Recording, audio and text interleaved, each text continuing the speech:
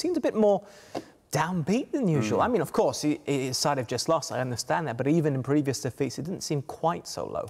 They got hammered tonight, though, Adam, really. I mean, OK, they showed a bit of a comeback, but 4-0 down, really? You know, and I think it's going to be very, very difficult the next 6 or so weeks.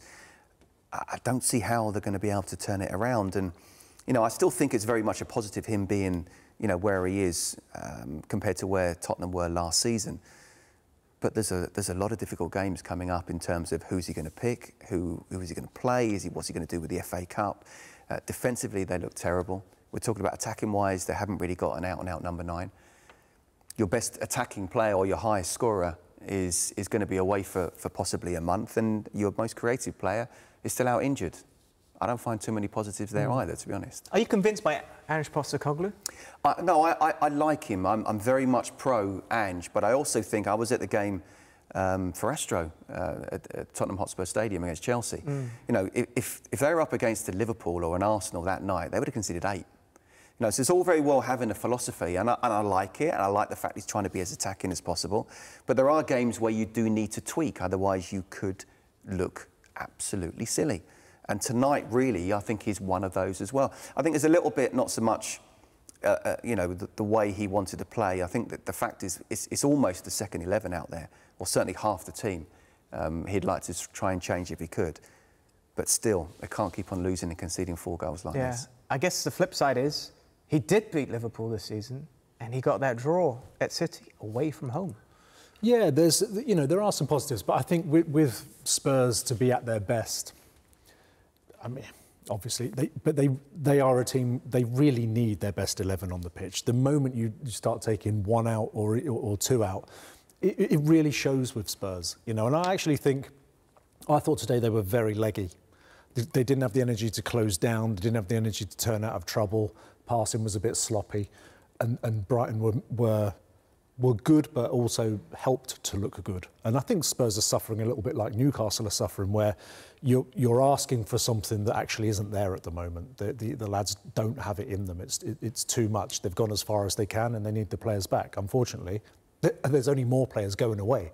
So I agree with Scott. I think it's going to be a really tough month. Yeah. I think listening to that interview, I think he's absolutely fuming with his side, personally. And I think if I was the manager of Spurs today, I would be disappointed with my players as well.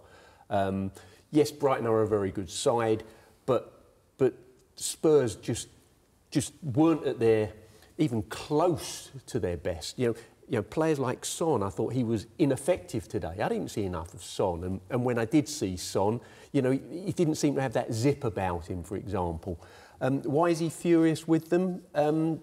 Because I think they just looked a muddle. They looked a muddle. So if you're a bit of a muddle on the park, you need players out on the park to maybe see that, appreciate that, and actually just become a little bit more solid, sit in a little bit tighter.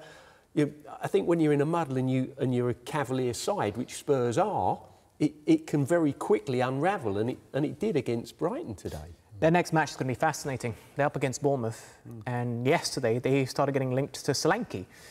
So I guess you could say it's a little audition right there. You never know, January, transfer windows. Absolutely, I think that could be key, and that's where January on the pitch could be a negative, but off the pitch actually could be really important. We've all said Spurs' best 11 can compete with anybody, but because they've got the injuries, they've got the suspensions, they've got people going away, I think that Ange will say, you want this kind of football regularly, but also winning football, which is the most important thing. We need better depth of squad. And look, Brighton had a week off from their last game, but Spurs still had 5 days. So to claim the leg, it's not like your back-to-back games on Christmas Day and Boxing Day. 2 games in 2 days. Absolutely. Exactly. Yeah. God, thank goodness those days have gone, eh? but the way, like Newcastle, and you're right to compare with Newcastle and Spurs, the way the manager wants them to play is high intensity. Very difficult to do that game in, game out.